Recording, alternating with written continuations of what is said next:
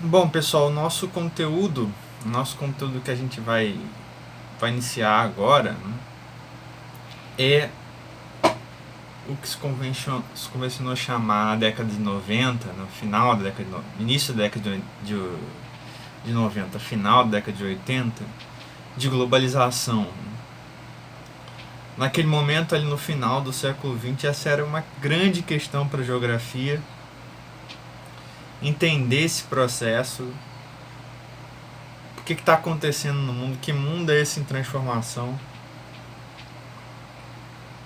qual é a realidade que emerge desse contexto, né?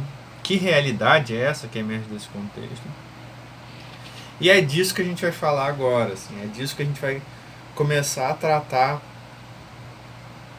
nas nossas aulas, e de alguma maneira a gente vai tratar desse assunto sob diferentes óticas, né? Até a metade do terceiro ano. A gente vai começar a estudar temas geopolíticos a partir de agora. A gente vai estudar essa grande teoria da globalização, estudar alguns aspectos teóricos, algumas leituras sobre a globalização. E depois a gente vai estudar vários casos, o Brasil dentre eles, e no terceiro ano vários casos específicos, vários agentes do mundo hoje, como a China, Rússia, né, alguns países que são importantes para a gente pensar o mundo hoje. Mas antes de estudar esses casos que são muito emblemáticos e muito importantes, né, a gente tem que ter em mente o que é a globalização. Que mudança é essa que a gente chama, que se convencionou chamar de globalização? O que é isso? E para início de conversa, acho que a gente tem que ter em mente pelo menos 3 aspectos do que é a globalização. Né? Um aspecto técnico, um aspecto político e um aspecto econômico, né? que estão intimamente relacionados, que se interrelacionam e que se modificam ao mesmo tempo. Né? Mas a gente separa esses 3 aspectos para pensar esse novo momento no mundo, para tentar explicar esse novo momento. Portanto, a aula de hoje, a nossa reflexão de hoje, que é uma reflexão curta, por causa do simulado, mas eu quero pensar minimamente essas três partes, esses 3 fenômenos que a gente separa para estudar a globalização. Um fenômeno técnico a gente estudou muito bem até agora. Eu diria, todo o nosso conteúdo do capítulo anterior, do capítulo 8, sobre infraestrutura, ele foi nos apresentando os diferentes momentos técnicos até chegar à globalização. E a gente termina com um momento fundamental disso, que é a internet. A internet é o grande motor, é o grande novidade, a grande transformação do processo de globalização. Né? Sem a internet a gente não poderia estar fazendo isso aí que a gente está fazendo agora, a gente não poderia estar conectado no mundo inteiro. Né? A internet, ela tem aí uma novidade, né? Que lugares muito longínquos um do outro, lugares muito distintos culturalmente, economicamente, e diferentes de várias maneiras, geografias muito distintas, podem viver um momento em conjunto. Né? A gente pode, por exemplo, agora assistir uma live sendo gravada nos Estados Unidos, ou sendo gravada na França, ou sendo gravada em qualquer lugar do mundo. E tem aí uma certa convergência. Né? E esse é um pouco o sentido da palavra globalização quando a gente pergunta no senso comum, né, com uma imagem geral. Né? Se a gente se perguntasse assim na rua, saísse na rua e perguntar o que é globalização para as pessoas, esse é um pouco o sentido dado à palavra. Né? O sentido de conexão, o sentido de uma experiência conjunta, né? Do globo vivendo alguma coisa em comum. eu diria que esse é um aspecto fundamental, mas que só explica uma parte da coisa, só explica uma parte do fenômeno, só vê um pouco a aparência do fenômeno, e a gente está aqui vendo quais são os sentidos desse fenômeno. E esses sentidos são políticos e econômicos. E, portanto, nos dá, se a gente olhar só para esse aspecto tecnológico, técnico, da infraestrutura disso, a gente acaba esquecendo esses dois outros fenômenos, que são essas duas outras partes que são importantes para a gente explicar o processo de globalização. Portanto, a gente tem esse fenômeno técnico, tecnológico, das ferramentas, da infraestrutura da globalização, que vocês utilizam na vida cotidiana de maneira cada vez mais presente, né? Está cada vez mais presente nas nossas vidas, né? A gente tem cada vez computadores mais rápidos, celulares mais rápidos, a vida vai ficando cada vez mais conectada, né? A gente tem essa experiência em comum cada vez mais forte. Entretanto, isso não nos ajuda a explicar tudo, né? É desses outros dois momentos, né, que a gente vai falar aqui de maneira mais sofisticada nas nossas próximas aulas. E a nossa aula de hoje é só uma introdução sobre isso, né? Um momento político, né? Essa transformação política, e ela está intimamente relacionada com a transformação econômica, né? O mundo anterior à globalização, anterior ao que a gente chama da nova ordem mundial, né, do ponto de vista geopolítico, do ponto de vista da conformação dos países, né, da relação entre os países, era bipolar. O que eu estou chamando de bipolar? Né? A Guerra Fria entre Estados Unidos e União Soviética, né? Ou seja, duas grandes superpotências mundiais, militarizadas, né? Estamos aí falando de duas máquinas de guerra de dois lados, né? Que entram em conflito, que entram em choque, entre aspas, né? Não é um conflito armado, mas choque cultural, visões de mundos distintas. De um lado o capitalismo, de um lado o socialismo, né? De um lado uma visão, mesmo que deturpada, mesmo que totalmente controlada pela burocracia estatal da União Soviética, e a gente vai ver isso nas nossas próximas aulas, nas próximas duas aulas. Era desse mundo que a gente está falando. Um mundo dividido, né? Um mundo com dois contextos distintos, duas formas de vida distintas, né? Quando a União Soviética quebra, né? Acontece o fim da União Soviética, é um longo processo, né? A gente está falando aí de quase um século de história, né? E a gente vai conversar novamente sobre isso mais à frente, né? O capitalismo se transforma na forma social hegemônica imposta no mundo inteiro, né? E essa dimensão, que ela é econômica de um lado, mas ela é política de outro, né? Porque os Estados Unidos se transformam nesse agente, né, global, né, quase nessa polícia do mundo, como a gente vai ver mais à frente. Isso tem um papel fundamental, né, porque isso ajuda a explicar um pouco, né, o papel dos Estados Unidos como superpotência mundial, como agente econômico, político, estratégico do mundo hoje.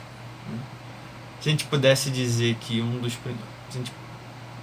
forçando um pouco a barra, a gente poderia dizer que os Estados Unidos é o agente que promove o processo de globalização, né?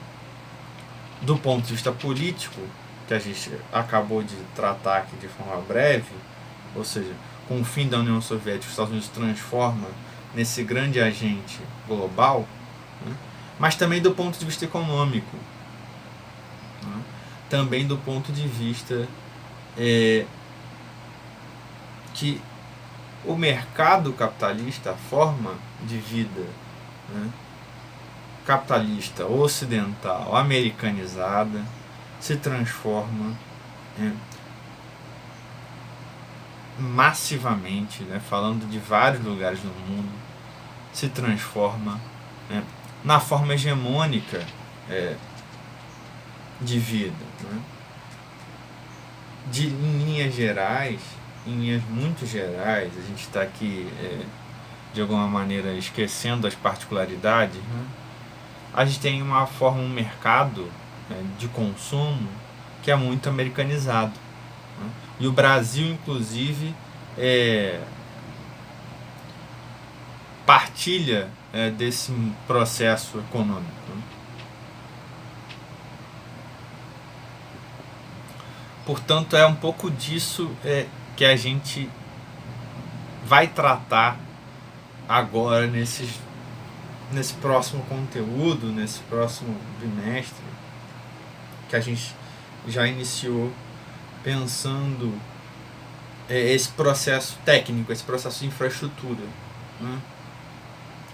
Portanto, quando a gente está pensando em globalização, é fundamental a gente ter em mente, né, esses três aspectos. Um aspecto técnico, um aspecto político e um aspecto econômico. Eu disse para vocês que a internet é um fenômeno, né, que ajuda a explicar o processo de globalização como um todo. Né? É a ferramenta, né, é a base técnica que esse processo se dá, porque é pela internet que a gente consegue se conectar com o mundo inteiro de forma quase que real, né? De forma quase que real e simultânea, né?